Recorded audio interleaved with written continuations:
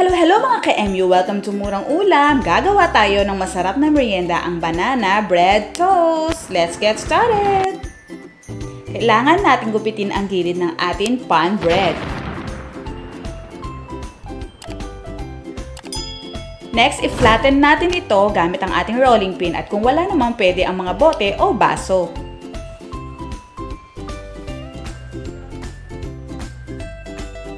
Hiwain ng manipis ang tatlong saging. Pwede kayong gumamit ng kahit anong klaseng saging.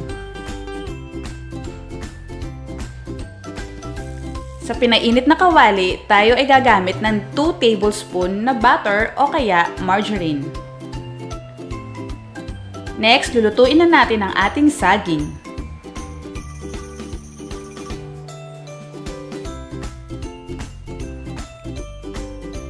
Then, maglagay tayo ng 1 tablespoon of sugar o i-adjust ninyo according to your taste.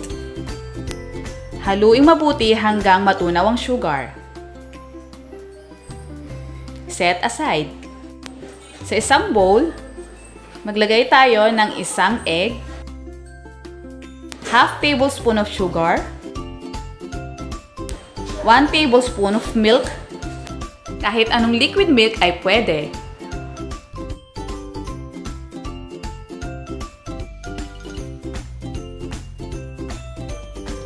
Now, ilagay na natin ang ating cooked banana as filling sa ating tasty bread. I-brush natin ang gilid ng egg mixture natin kanina. Fold para magdikit. Next, i-coat natin to ng egg mixture.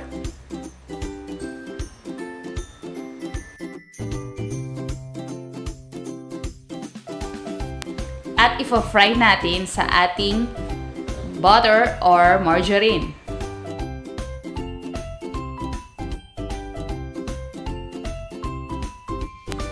Just make sure na nasa low setting ang ating flame para hindi ito agad masunog.